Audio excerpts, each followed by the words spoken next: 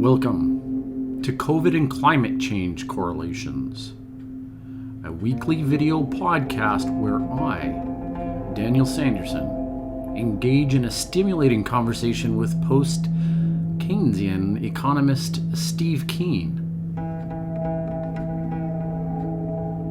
Welcome, everybody, to a new episode of the Steve Keen Show. I think we might have to update it to the Steve Keen Show. But anyways, we're COVID and climate correlations. And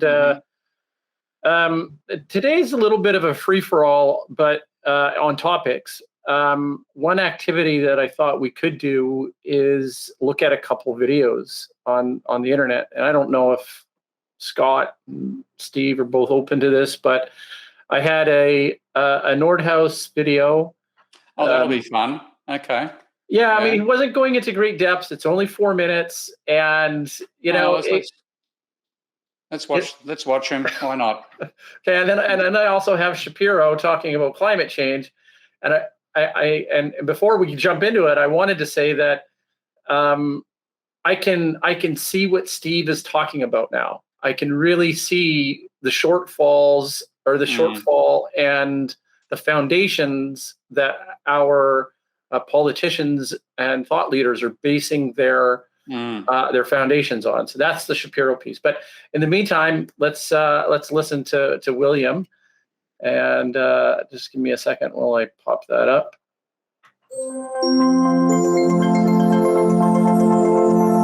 So in our daily activities, when we drive a car, heat our home, use a telephone, each of these has effects on the climate because it leads to emissions of things that are called greenhouse gases. And I have to pause, everybody. Are those children's books behind him? No idea. Kind of look like he's in a children's library behind him, but anyways. Yeah, economics textbook, same thing. Particularly CO2, carbon dioxide. Those then get into the atmosphere and change the climate. It's a very slow process, but billions of people are taking millions of decisions over decades and decades. It adds up to a lot. So this has been known for many years, but we now have our models of economy and climate so we can track economic growth in different countries and the effect that has on climate now and into the distant future.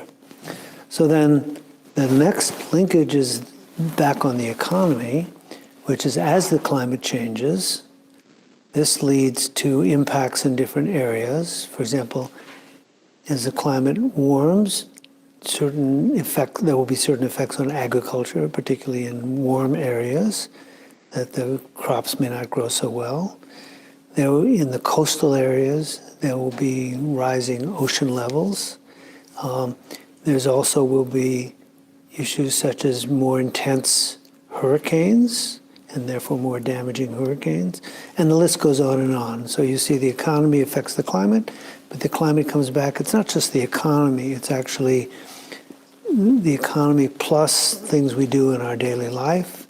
Could be health effects, could be vector-borne diseases that spread because they're in hot areas, and then also on the natural world through affecting our forests, our ecosystems, perhaps our species of different kinds such as birds.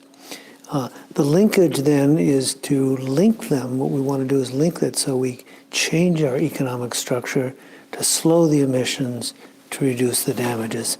And so what we've done in our economic modeling, it's not just the work I've done, but people around the world in mainly different universities, but also different institutes, has been to build models that make these linkages precise, make them build on good empirical studies, good science, good economics, good observation, good data, good physics, and to actually be able to understand as best we can how these linkages operate and what they actually look like, not just qualitatively in the way that I'm talking, but quantitatively so you can actually figure out what the effects are going to be. And then also quantitatively in terms of policies, what kind of policies we need to try to contain the rapid and slow the rapid growth of climate. So that's what I and many of my colleagues have been working on now for many years. we're now waiting for governments to take actions. I think it's clear what we need to do. We need to raise the price of carbon through a carbon tax or cap and trade system. So our governments need to get with it. They need to really get on board and to take the steps. And then when that happens, the people, the firms, the companies, the researchers, the universities, the profit-making entities will begin to respond. And we will find that curve of carbon emission and the curve of climate damage tilting down. So that's what we hope to do. Yeah, that was exciting. Yeah. Okay. That reminded me of what Talbonek said today. We were talking about Hitler and Trump. And he said, people, and Goebbels, he said, Goebbels explains Hitler and Trump. People like simple explanations, ideally 3 words, X is Y. So the response to this from the right would be, climate change is bullshit. And then that would be enough. People hate complexity and thought building. That was my first thought after seeing this. Like, I can imagine a Trump redneck watching the video and thinking, what a bunch of bullshit. Because it's a multi-part answer. It requires, you have to make a constellation of ideas and you're drawing a diagrammatic understanding. I'm not going to do that bullshit. Ted Cruz and Tucker Carlson says it's bullshit. And I think it's just whoever says it with most confidence is the guy who's going to win. So that's the other thing, is that confidence is replacing truth now. I mean, the confident delivery with the right kind of a dismissive, aloof attitude really is charismatic. And that's the most important thing. Yeah, well, I mean, the other part that I focus on, of course, is the idea of being built on good empirical data, and that is an absolute load of garbage. That's what I've been exposing by simply reading him and reproducing what he's actually written as whether that's good empirical data or not. I'm giving a talk at the OECD today, actually, in about, I think about 5 or 6 hours' time. And so I've been putting together yet another presentation on the nonsense of their estimates of damages and so on. Before you bring that up, Steve, I thought about this guy. Have you guys heard about that neurologist by the name of Fallon? His last name's Fallon, and he discovered through PET scans PET scans that he's a psychopath. I think I did see that story. Yeah. A sociopath, I think, actually. Or sociopath. Yeah. So, really interesting. And he also said that we, and this goes to Scott's point, we kind of vote in those strong, dominating, leaders. Like somehow they're just naturally say leader to us. Right. Type of thing. So I don't know if it's like this hawks and doves scenario where you need so many of those in the population, but I mean, we're already trying to engineer it out. So we're stuck with the sociopaths running the story. Here's the good empirical data. This is a quote from his 1991 paper. The sensitive sectors, agriculture, which he mentioned in the talk, others carefully controlled environments will not be directly affected by climate change. And he says 87% of American industry. And so for the bulk of the economy, manufacturing, mining, utilities, finance, trade, and most service industries, it is difficult to find major direct impacts of the projected climate change over the next 50 to 75 years. That's what he calls good data. It's, to me, there's so much cover that he's getting out of this because people don't go in and take a detailed look, and they simply accept that he's got his numbers in a valid way, that he's actually reading the science. It's a travesty. Can you summarize what he said in that video? Because actually, I just woke up and I heard the first 3 words, and the rest of it I didn't. I kind of dozed out. So what exactly was his agenda in that speech?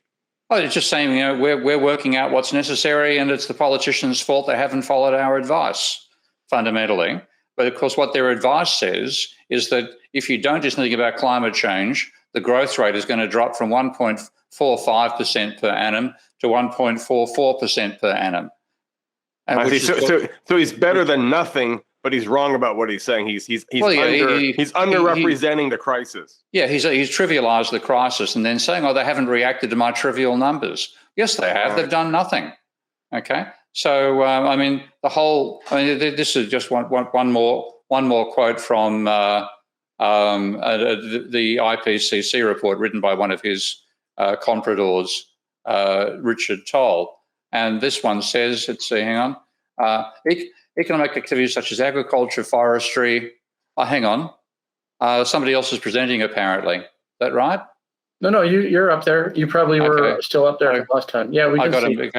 Okay. Agriculture, forestry, fisheries are exposed to the weather and thus vulnerable to climate change. Other economic activities such as manufacturing and services largely take place in controlled environments. That's a quote from Nordhaus from 23 years before this was written, and are not really exposed to climate change.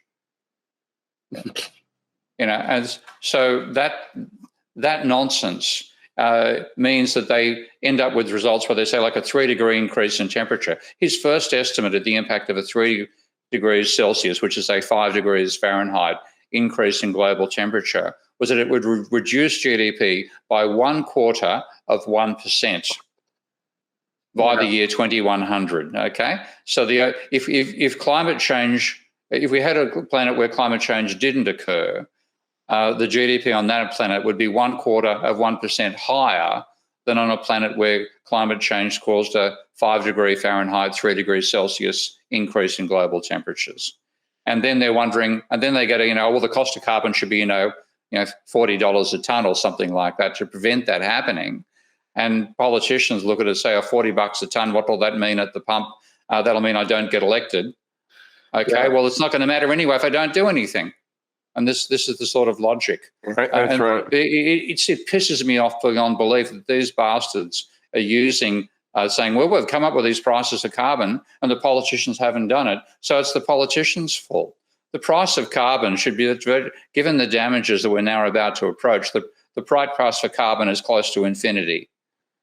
And they're saying, oh, they haven't made it if they'd made it $40, we wouldn't be in this situation.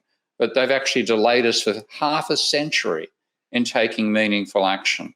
And I'm sure when it starts to become disastrous, they'll start saying, oh, the politicians have listened to our advice, we wouldn't be here. The politicians did listen to your advice, and that's why we are here. Yeah. So what about the other one? You said another video for us to watch. Okay. Well, let me just say that what he was saying it sounds reasonable, because you'd imagine, yes, in my imagination, I see miners living in like a Philip K. Dick underground city. They can go to and from the mines in their city without having to go on the surface. And also, people in the Amazon factory, there's air conditioning, isn't there? So I think when he says this, people feel like, oh, that makes sense. Yes. Yeah, that's true. And like it's this sort of, people have a child's understanding of manufacturing, a child's understanding of the climate, and therefore getting a childish statement from an economist like that looks like, oh, he's doing seriously good work, Yeah. But in fact, it's below a child's level in understanding. And if you just hear the generalities, we're working out change in the climate and working out that affects the economy, and then that comes back to the climate, and then we can change the price and that'll reduce the damages. It all sounds eminently reasonable until you read the fine print. And I seem to be the only person in economics who reads the bloody fine print and go and say, oh, so you're assuming a roof will prevent climate change affecting you. You're assuming that the current temperature to GDP relationship across space will apply with over time with climate change. Therefore, a 10-degree increase in temperature is no big deal. You're mad. You're insane. Steve, I want to ask you about that FAQ. Where did you pull that from? That FAQ? Where did you find that? 2014 IPCC report, the chapter on economic sectors. Economic impact of climate change, chapter 10, I think, of the 2014 working group 2, I think, either 2 or 3. Yeah. Oh, so that adds a lot of credibility to it. It's from the IPCC. So he was on a panel that was commenting or writing. No. Nordhaus has been on a number of government committees in the United States. Yeah. So like very early commission. He was involved in a commission report way back in 70s, I think, which decided climate change was no big deal. And they had a lot of climate scientists saying it's extremely important. And the economic chapters, which wrote the introduction and wrote the conclusion fundamentally, basically buttressed the whole thing and said, oh, it's only, 3 degrees temperature, we might lose 2% of GDP. So yeah, it's a problem, but it's not as important as, and that list of things that was shown by the IPCC report is typical. But he hasn't actually been involved in the IPCC committees, but of course his followers like Richard Toll. Richard Toll was the co-author of that chapter. I can see Richard's fingerprints all over statements like that. But they're reproducing the mindset that Nordhaus first generated. And the point is that economists are climate change deniers, not in the sense they're saying that increasing CO2 won't increase temperature, but they've got this picture of capitalism as an infinitely flexible system. If you run out of energy, you can substitute with something else. And I'm not joking, I've heard that said, and that mindset, which is sort of a whiteboard understanding of the economy and the ecology, means that they trivialize the dangers. Say, well, capitalism can cope with anything, therefore climate change can't be an existential threat. Yeah, that's just ridiculous. Yeah. Maybe they're also assuming that, well, when it needs to be, capitalism will self-regulate. Yeah, so fundamentally. So as soon as the crisis comes, surely they'll coordinate and they'll make sacrifices to their profit margins in order to realize some end together in a regulated command style structure. That they everything about setting the price, what they call the social cost of carbon, which is to put a price on carbon, and say let the price mechanism solve everything. It's in supply and demand we trust. That's the vision that they have. So they don't want any regulation apart from something which puts a price on what they see as what they call an externality, that you're producing carbon damages people who aren't part of the transaction that generates the carbon. Therefore, the price has to be higher than it would be for the market price. And that's all that neoclassical economic theory will allow. So that's all they want us to do. And then they've parameterized it in such a way that if you don't do anything and you simply allow like a 6-degree increase in, which is 6 degrees Celsius, 10 degrees Fahrenheit increase in temperature to occur, they're saying, well, GDP in 2100 will be maybe 3%, maybe 8% lower than it is now if that temperature increases by 2100 or 2200. So they're saying, we'll still have 90% of what we would have had without climate change. And if we do mitigation, then of course we can't have the mitigation cost more than 10% of GDP because that'd be inefficient. Yeah, right, they're leaving out the geometrical increase components of the crisis. Well, they have no idea there is such a thing. I mean, like this talk I'm giving at the OECD today, doing it along with Matthias Griselli, and who's a mathematician, and Tim Lenton, who's a climate scientist. And we pulled apart DICE, is writing a critique for it for a journal. And we found that even if you hit it with catastrophic levels of damages that at some point left the economy at like 4% of its pre-global warming level, it would recover ultimately to be back and slightly higher than if we didn't have climate change, if you feed into the DICE model. So the DICE cannot generate a systemic crisis. Even if his damages function in the version of DICE we're playing with was so that the damages are 0.00236 times temperature difference squared, which is less than 1/4% times temperature squared. So if you have a 4-degree increase in temperature to cause almost a 1% fall in GDP, okay, compared to what it would be without climate change. Now, if you talk to people like Will Steffen, who's a climate scientist, he says a 4-degree increase in temperature will probably mean that the carrying capacity of the planet is about 1 billion humans or less, which means about 7 billion people are going to die. Now, I don't include that in an economy which is 1%, which is 1% smaller. But that's the way. But after that island of billion people reorganizes, I mean, it may return to that graph. So there'll be a smooth graph, like they say, then a disaster, and 70% of the humans are dead. But then eventually, don't you think it's possible? I'm just kidding. That was a joke. Yeah, I mean, what they actually have at some point because this is the function of the mathematical models they use. They use what's called a Cobb-Douglas production function, and that argues you can substitute labor for capital. The function he uses in DICE doesn't have energy input at all. So you have labor and capital producing output. Now you can get a capital output ratio coming out of that. Well, let's say an output to capital ratio, how much output per unit of capital. And the normal measure for that, when you actually go into empirically say, okay, what is GDP measured at? What is capital valued at? The ratio is normally 1 to 3. So if you have a $1 trillion economy, you normally find your capital stock is valued at 3 trillion, that sort of thing. So you get like a 33% productivity from capital to output. In his model, at the absolute crisis level, when we hit it with a damage is not of 0.23% per annum, but 20% per degree change. Okay, we hit it with that high of a level. When you hit the absolute bottom in output, his output to capital ratio is 20 to 1. In other words, for each dollar of capital, you produce $20 worth of output. Yeah. Now that's a miracle. Okay. And as in, we ain't had a God that good. Okay.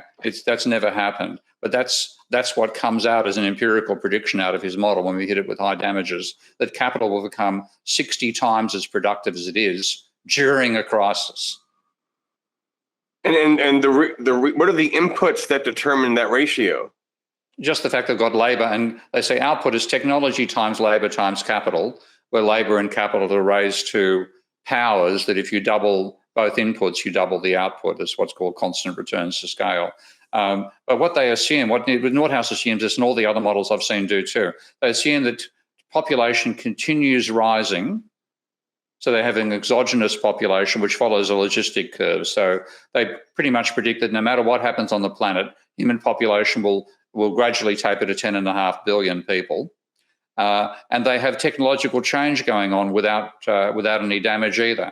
So the technology factor, which grows exponentially, slows down a bit in the way Nordhaus has fudged these numbers together in DICE, but fundamentally it grows exogenously without any damage from climate change.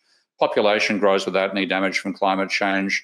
And climate change doesn't damage factories, it just damages the output from factories. And it's a small level of damages at that. And that's all built into the model. Well, in a fantasy, part of that can be true, because you could imagine that the ruling class and their top engineers would kind of cordon themselves off in a safe space. They'll go to the Rockies and they'll bring all the Indians to the Rockies, and the CEOs will fly down there and they'll have water pumped in, and they really could. It would be like a dissipative structure in a cesspool. I mean, and so in a way, while all those things would be going down, I think it might be true that the technology class and the ruling class will kind of put themselves into an Epcot center and take care of themselves. I think if the ruling class is following the advice of the economists, they won't have time to do that. There'll be survival bunkers. We know they're taking place. And that's what the wealthy be doing it in an isolated way, not in the sense of taking a manufacturing system with them. Wow, that's pretty serious. Let's pause on that for a minute. So we think that that bunkers are an inevitability. Well, they're already there. And if you go to, I mean, I'm not wealthy enough to fly around and check them out. But if you go to places like Utah, you'll find, just look for I can't think of what you actually search for, but high class bunkers or something of that nature on the internet. You'll find companies selling them to people who want to have a survivability bolt hole to live in luxury if the world goes to hell in a handbasket. So they are already doing that. But you're not going to have a Tesla factory inside that bunker, okay? That's a good point. By the way, Daniel and I are starting a series in 2 weeks. You know James Burke, the famous British popular writer? Oh, you don't know him. He did The Day the Universe Changed, and he did Connections. They were PBS things. Okay, I haven't seen them. Okay, oh, guys, so great. Anyway, so they open up with the bunker. They open up. They're talking about the things that cultures do to maintain their way of life. So he's talking about homeostasis and how homeostasis kind of brainwashes and socializes people to produce and organize their labor power in a certain way, and then the defense system that grows up around that. So he goes to a missile silo. He goes into a bunker where you have all the radar tracking people, and it's a real American bunker in the side of a mountain in Utah, I think. Yeah. And he goes, where does finally the command structure exist? You know, what is the logic of the social structure? And he takes us into a bunker, and it's like, oh wow, it's really great intro to the series. Yeah. Well, see, some of those bunkers which have been decommissioned are now being made into luxury bolt holes for the wealthy. Mm-hmm. Oh wow, that's it. What they can provide all the life support elements, but they can't provide manufacturing.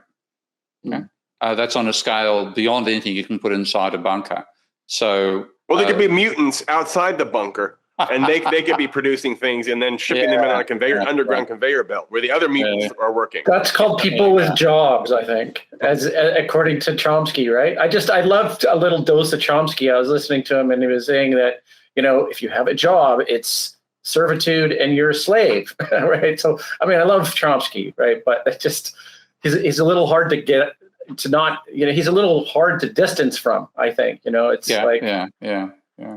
So what about that other video you mentioned? Oh, you're really into this video thing. Okay. All right. Now let's see what the other half. He wants something interesting and intelligent to respond to. Let's play that video. Yeah. Okay. So now this is Shapiro. Okay. And I know. But the reason why I put him up here is because that makes me so angry. He makes me murderous. Okay, so it's climate change. This one's more about capitalism. So he's more of a laissez-faire kind of. Yeah, they all are. That's his job. Yeah.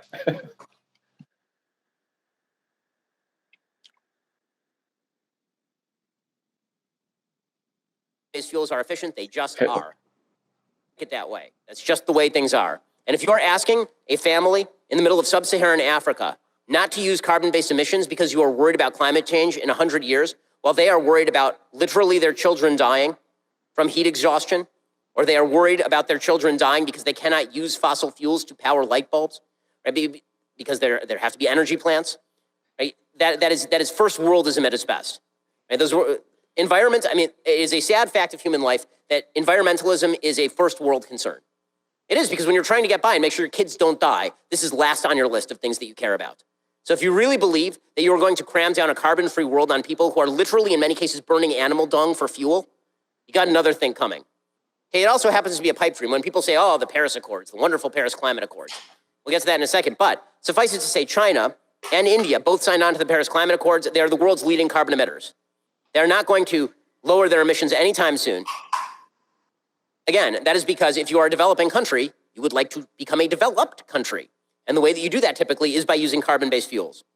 And as I say, the Paris Accords are a dud anyway. Dr. Bjorn Lomborg, climatologist, he found in his research that the Paris Accords would have done nothing about global temperature. He said, if we measure the impact of every nation fulfilling every promise by 2030, the total temperature reduction would be 0.048 degrees Celsius by 2100. Even if we assume these promises would be extended for another 70 years, there's still little impact. If every nation fulfills every promise by 2030 and continues to fulfill those promises until the end of the century, and there is no CO2 leakage to non-committed nations, the entirety of the Paris promises will reduce temperature rises by 0.17 degrees Celsius by 2100. In other words, most of the stuff is now baked into the cake. Right? The carbon that's in the air is going to stay in the air. By the way, it is worth noting that for all the criticism America has taken, our emissions have been falling steadily since 2000, at least 7.5% according to the EPA. In 2017, the US had the largest reductions in carbon dioxide emissions of any country on planet Earth. And adaptation is even a better solution, because it turns out humans are great at adaptation, which is why there are 7 billion of us on the planet.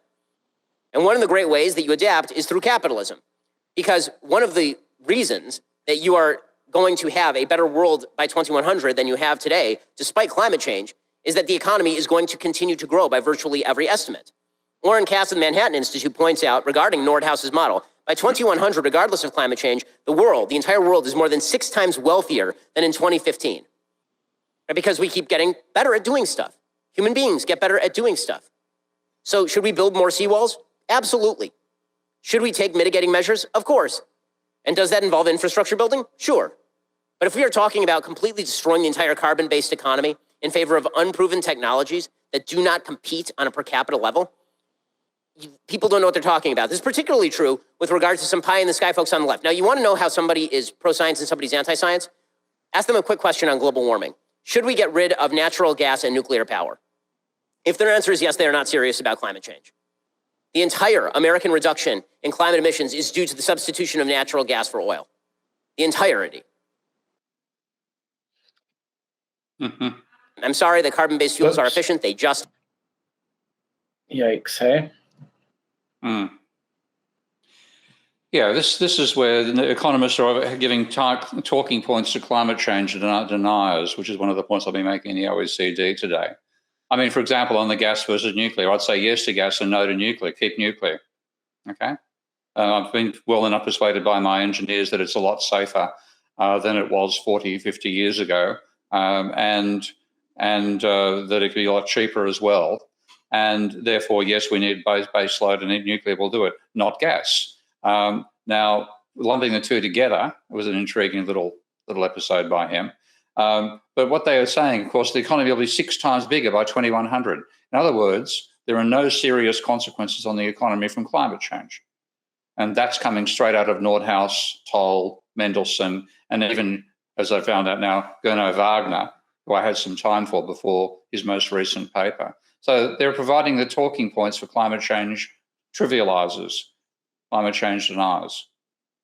Yeah, well, the conservative side is looking for a counterpointing argument, right? I mean, and they're going to scour, the literature and put their perspective on it, and then you can see it's pretty transparent. You can see these, trying to base it on something. He's standing in an awfully large auditorium speaking to, a lot of people, large audience, and this is what worries me about it. That the extent to which this disinformation dominates concern about the climate is hellishly scary, because only if it is a trivial thing will they be right.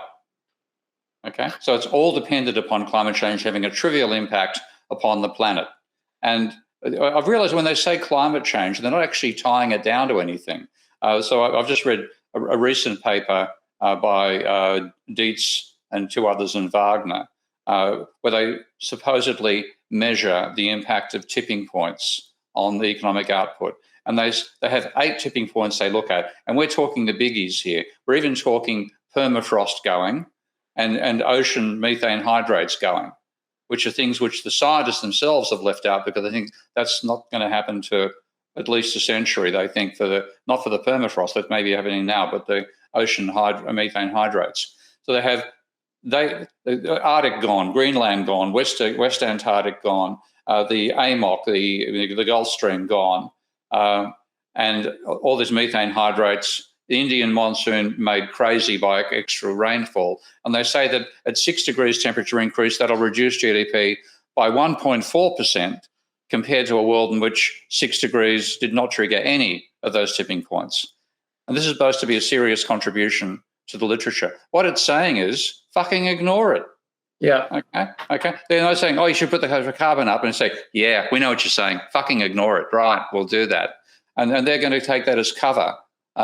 And I can just see when we, get a couple of countries wiped out by major storms, or, fire makes California uninhabitable, I'll say, well, they should have followed our advice and put the price up to carbon to $40, 20 years ago. If they'd followed our advice, everything would be fine. Bullshit. Your advice got us in this situation. And then the minimizers will retroactively become the avant-garde. And that's what I'm saying. I mean, it's been sickening enough watching them, delude us into racing full speed at the iceberg, so to speak.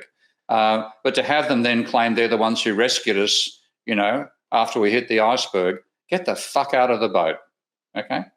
And that's why I'm trying so hard to raise the awareness about just how tragically bad their research is. And it says Shapiro saying the best science and best economics. This is garbage. I mean, I thought I'd have to pull apart complicated mathematical models and excessive discount rates to make the case that I expected to have to make against the trivial numbers I saw them doing. Instead, it turns out, no, a roof won't protect you from climate change. And no, today's temperature GDP variation tell you absolutely nothing about what's going to happen with climate change. And by the way, no means no. It doesn't mean yes. I say that because, I mean, I've mentioned a few times the distortion of Lenton that the Nordhaus was involved in, but I'll show you guys this one again. I'll be presenting this later on today. But here is what Lenton and co. concluded, that you should not use a smooth function for climate change. You'd be lulled into a false sense of security. The Arctic and in Greenland are likely to tip this century, and the Arctic may have already been tipped, okay? And then you read Nordhaus's summary of it, and here it is. The most important tipping points have a threshold temperature of 3 degrees or higher, or a timescale of at least 300 years. No critical tipping elements for less than 300 years and less than a 3 degree increase, so like 5 degrees Fahrenheit increase. And he's calling that a summary. Now that is a outright, a kid would call that a lie. We could take the elements of these videos with Kane, and we could, like for that one, for example, you could put that side by side and just put these videos out there like little firecrackers, and to say, look, we have 3 levels. There's the business model of what they want. Then there's the obliging economists that show them what's happening. Then there's the people that are pro action, and they believe in climate change, but their models are massively minimizing. And then you have the reality level. And I think just this type of idea, just imagining these 4 strata in your imagination would be an advance so when people hear stuff, they know what kind of bullshit is being pulled and how it's working. Yeah, we've got to identify that. All right. Well, that's something that I could probably work on. I mean, I do think that to try and strategically, put ourselves out there on some of these, these videos. That particular video was, 20, 30,000, views. I think. I don't know. I don't know if I have it still, but.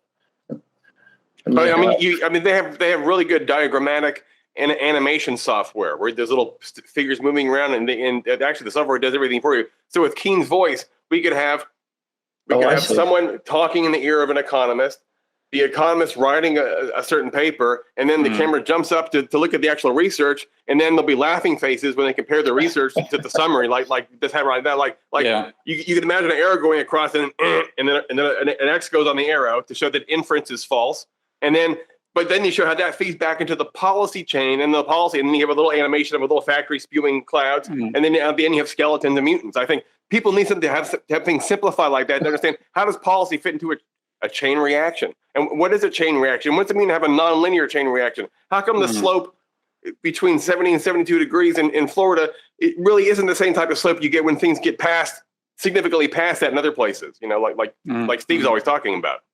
I mean, these are ideas that if we could reduce them to cartoonish, drawn elements, would even saturate like the Trump Republican consciousness, and they'd be like, honey, it is true that when a white ball hits a black ball, the black ball moves. I believe, honey, I'm thinking maybe it's not all God. Maybe causality is related to the meteorology. Maybe causality is actually in meteorology. I mean, it could be a revelation of these people. It's worth doing. I mean, the thing is, we don't get enough views. I mean, like on my own videos, I'm lucky to crack 10,000 views for a video. So I've got a few that have gone past that, but a lot. And you see videos like things like Nordhaus that have a couple of million minimum. Yeah. And the result is that they're winning the public relations war. The only war they're losing is against reality. Yeah. And unfortunately, it'll only become obvious after reality says, terribly sorry, your estimates are nonsense. I don't care what you think. This is what's happening. And, that's why I think to some extent the storms we've seen this year, the fires and so on, are just a warm-up. Oh, yeah. And the thing is, the scale that we have to think about here is, not quite astronomical, but it's geological. I mean, we worry about a storm wiping out a town in Germany. A couple of hundred people died in that storm you would have seen about 2 months ago. But that's still not geological. That's not like, a storm surge flooding the whole Benelux region, which is feasible if the AMOC breaks down and we have these temperature increases as well. So and I can't fault, to some extent, I can't fault people about this because we're not Vulcans, okay? We've never been the rational calculators that neoclassicals like to assume we are, while showing that they're delusional themselves. So we don't sort of say, oh, this is a potential danger, we should do various things to avoid it. The two times we've done that, I think, are the Y2K bug and the hole in the ozone layer, okay? But they were doable within the existing economic system. This is saying you can't continue with this economic system. And that's the message that just is not going to get through anyway. And economists have made sure we don't even get the news. Well, and it's so cultural, the rebuttals, because, there's a lot of people, Scott's an American, I'm Canadian, we're a little bit more socialist, but, there's people that as soon as you hear anything socialist, they want to break down and absolutely think it's the Antichrist that it's one goose step away from Mao and Hitler, just anything to do with a social program. Yeah, well, I think they're going to get a lot worse than Mao and Hitler coming out of this. If I think Mad Max had the best summary of what the future is going to be like. That's right. Yeah. So, and the other thing is, even if you have a total catastrophe model, they'll do what Shapiro just did, which was implicit to what he was saying was this. Well, I mean, the changes we make now, if we abided by these accords, wouldn't make a difference anyway. So if we are screwed, we're screwed. I mean, even if all the factories shut down now, we'd still be screwed according to their models. So if crisis, still the conclusion is therefore, fuck it, don't do anything anyway, because no change now will lead to a significant change later. So actually we're screwed. So actually we're off the hook either way. If there's no crisis, yay. If there is a crisis, yay, we get to continue because it's too late. Yeah, I mean, we're waiting to see what happens when we start seeing, truly planetary effects out of the increase in temperature, and we're only beginning to see it start. Because the question is, we don't have time to redirect and maintain the current standards. So I think we'll ultimately be forced into those people's worst nightmare. Yeah. The only systems that are going to survive this are going to be draconian, top-down, authoritarian, control on consumption, control on life in general. And it's only a question whether you have that at a low scale, so you get Mad Max, or a national scale, so you get an authoritarian regime in a country controlling whether you can have children or not. Mainly not. And then in the Mad Max case, you can't sustain a manufacturing system. You can't sustain a high level of human civilization. In the authoritarian ones, you possibly can, to some degree. So authoritarianism is going to win, courtesy of these people trying to defend freedom. That's right, because they had to have the little piggies have their way. You can't have any regulation. It's better to have no regulation and then a complete disaster, because then the piggies get to enjoy some duration of supreme pleasure for themselves and their children. Yeah, that's probably a large part of it. I mean, they're getting a ball out of it right now. I mean, they live a lot damn so better than any of us on this podcast live. So they're benefiting out of their perspective. And this is what I saw back in the 70s when I was involved in student revolts over the teaching of economics. You get this vision of the 60s and 70s generation, radical change, blah, blah, blah. Then I went to the law school and I saw all the people at the law school and they were doing very nicely, thanks very much, out of the current system. And with banks providing them with money for their ventures and so on and all the spending, life is going to be damn good. And they were really the dominant group out of the 60s. The radicals who tried to challenge things were a minority. And so because they've got money on their side and we don't, the capacity to resource what they want to do swamps anything we can do as a minority. So we're stuck with them until we hit the ship hits the iceberg, and then it might be on for young and old. But in that case, they're going to still try to cover their asses and claim they warned us. I think Hanna would have some added. Professor Robert Hanna, he's a philosopher. He I think would have something to add to that conversation. Kind of an outsider in terms of stepping away from professional philosophy. So we talked to him on that regularly. Steve, so the paper that you wrote, is this something that the average person can download? If so, we should put it in the chat or send me the link. The globalizations paper is readable, but it's actually now behind a paywall. Okay. There's another one of my blog posts. Or we could make a video summary of it and call it video summary of your paper. I think that'd be really helpful. Not a bad idea. And the next paper is currently on Archive, which is a repository for working papers that haven't yet been refereed, and that's physically available, but that's full of mathematics, so that'd potentially freak an ordinary audience out. But we could do a video summary would be a damn good idea. You can just read the abstract slowly, and then one day we could have animation to go with the abstract, and then it would really start getting traction. I'm not kidding. I know you think you're right. I know you're right. Yeah. I mean, because I think there is going to be some momentum behind this, right? There really is. So, pick our content creation strategy, that does make the most sense. So I would like to actually get into a live event at some point, really rather sooner than later. I think we were going to,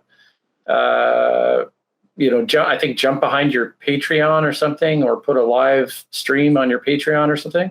That's feasible. That can be done through YouTube. It's going to be a YouTube channel. We can make it available just to patrons or make it publicly available depending on the audience. Yeah. Okay, so I have to look at that in YouTube. Okay. Yeah. Yeah, because we do a lot of live events and stuff like that. But the key is you need to have, I'd say, at least 50 people that are tuning into the live event. Otherwise, it turns up to be a live event and then nobody's there, or onesie twosies or something like that, right? I could probably get my 50 of my patrons would turn up. I imagine if we did it through Patreon. Yeah, and that's So I'm okay. Well, let me put something together on that and watch for the. What time would work the best for that? Because I don't know if our regular time would work well. That's. Sorry, Steve. Let me. I wasn't thinking. I can record the same way we record now, and then I can put it into a pre-recorded live stream. So and then we can release that at any time. That way, we could actually chat with the with anybody who's on the live event. Or we go the other end of the spectrum. So, like, if I do it late, like 10 p.m., then it's 10 a.m. for you guys, and it's sort of midday for Europe. So the best time for a live show is late for me. Like in some ways, to make it possible for Australians to watch, and maybe New Zealanders, then 7 p.m. my time is as late as possible. But if you get that audience and say, okay, let's just go for Asia, Europe, and America, then you'll be looking at about 10 p.m. my time. Okay. Well, and here's the thing: I can pre-record it and release it at whatever time, right? So I could even release it at 3 times. If we had to, it's not a big deal. You record it once with a live audience and then broadcast again after that. Sure. Okay, so we got about 5 minutes left. Is your brain scattered a little bit because you're doing fine, obviously you always do, but are you thinking a lot about the presentation you're going to make today? Yeah, this has been an interesting one because I've given a heavy presentation at the OECD before on this topic.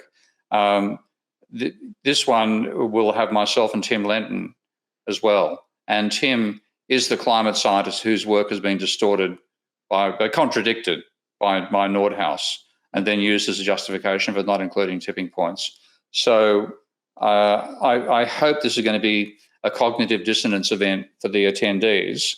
The attendees will include some of the people who are known as ambassadors to the OECD, so all the country representatives there, and hopefully enough people tuning in from the outside.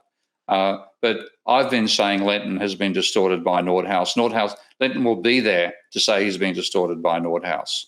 So that may have a bit more impact on the audience. And again, I think also that the weather events we're seeing, it happened in enough countries, some bizarre weather events so far this year, that may be enough to say, hey, maybe this climate change is more serious than we thought. So, Steve, you certainly don't pull any punches on this show, and we've all, I guess, dropped our own number of F-bombs or whatever it is. So, in a presentation like this that you're giving, I'm assuming you're still going to be very forceful and direct. Oh yeah. Yeah. Okay. So they'll get the point. I won't drop F-bombs, but otherwise I'll be direct. Yeah, they'll get the point if they're listening. I mean, it should be a fast way to cut through the dissonance, I guess. We'll see. Yep. Okay, well, that's good. And then I think, what happens to your paper once it gets released on the journal after the referee stage? What? Well, then we've submitted to two. The first place we've submitted to is the Royal Society, proceeding to the Royal Society, and that will probably come out open access initially. And the Royal Society is the journal the journalists themselves have to report on. So, like they could ignore my globalization paper got ignored by the media, but if this comes out in proceedings of the Royal Society, along with Lenton being a co-author, then I think that would get a fair bit of coverage. Yeah. And the other one is a letter to PNAS. Proceeding to the National Academy of Sciences. That's one crazy acronym. But the letter is currently being reviewed. We have to change how we do the bibliography. That's the only change necessary. So once we've done that, the letter could turn up, and the letter is basically saying, this paper you've just published by Dietz and Wagner is nonsense and really should never have been published. So that also, I hope, will cause a bit of controversy. Well, I don't want to repeat the second journal name because it's a bit of a mouthful, but the PNAS will do fine. But that's odd. I guess Scott probably knows as well. But so two different journals. You'd think that if it gets accepted with the Royal Society, they're like, okay, the formatting's good, but it's all different, and one wants a biography one way. Using LaTeX, which is a mathematical word processor that I looked at 30 years ago and decided I'm working hard enough understanding Mathematica and doing programming, and at that time I was doing NDBase and PC Express and SQL. I don't want to learn another programming language to print a document out, which I thought was a bad decision. Fast forward now, and working with LaTeX to get this done has been a total pain in the ass. And the classic is that the reason the letter has been sent back to us is because we're using alphabetic referencing. So rather than, like we have Dietz 2021 page, they want 1, 2, 3, 4, 5. So I went back to LaTeX to change it from alphabetic to numeric. Oh, it did that, but it then put the numerics in alphabetic order, which is not what the journal wants. I haven't got a fucking clue how to set up LaTeX to do that. So I've got to say, one of you LaTeX geniuses, you work out what code is necessary so the references occur in citation order rather than alphabetical order. And this is supposed to make my life easier. Yeah. That's a shame. Yeah, as much as I have criticisms of Word, I'm loving working in Word again because I saw somebody tweeted about this, which I found quite funny. I complained on Twitter about how painful LaTeX was to use, and a LaTeX expert wrote back saying, Word, what you see is what you get, but not necessarily what you want. And then LaTeX, what you see is what you deserve, you useless piece of shit. So I gather that you were using the Microsoft Word equation editor for your paper. Yeah, which is quite good. I mean, I use MathType as well, but like the only reason to use LaTeX is because it's built for mathematical formatting. But as a word processor and as a vehicle for getting your ideas across, oh holy shit! Give me a WYSIWYG, even with its flaws, where I can see all my text and I don't get overwhelmed by formatting marks to try to read. Is that a comment? Is that a feature? Have I got a curly bracket in the right place? I mean, you end up, rather than being able to focus on what you want to write and ignoring the formatting, with LaTeX, you spend your whole time making sure the formatting is right. And what was I writing about again? But there's software you can use where you can write it in Word and then copy it and paste it in LaTeX and everything be fine except equations. So write your paper and just leave ellipses for the equation parts, and then that's the only latex you have to do. Everything else will be pasted in automatically. Yeah, we do that in future. I think it's much easier to work with Word and transfer to latex than go the other way. And they have software where you can type in latex on one side of the window. You know this. On the right side, it'll show you the WYSIWYG. Yeah, but it doesn't work all that well. I mean, again, if you delete a curly bracket, then all hell breaks loose. And where's the curly bracket? I mean, the fact that it uses a single curly bracket rather than a 2-character sequence, that alone is a problem, because it means you can type something as on your keyboard and fuck up the document. Whereas nobody types 2 curly brackets in a row. Why didn't they use 2? That's right. You make it easy to find. Either make it a unique symbol or make it a double or a triple that you never find naturally. Yeah, and that's so I'm very glad I made the decision 30 years ago not to waste my time working how to drive latex. Well, Stephen, I suggest let's solve climate change first, and then next thing we'll do is six word processes after that. Yeah, that's right. Yeah. In the meantime, just use Emacs, because when you use Emacs, it automatically finds any missing curly brackets for you. You square, regular, or curly. So it'll blink twice. So if you add a curly bracket here, even if it's 1,000 miles away, it'll make the other guy show up. So you always know where the partner is, and then it's never alone. Yeah, but better than overlay, that's for sure. Too bad we couldn't do that with photons, hey? I mean, okay, that's it. Steve's got to go. Good luck with today's presentation, Steve. Thank you. Good luck. Okay, bye. All right.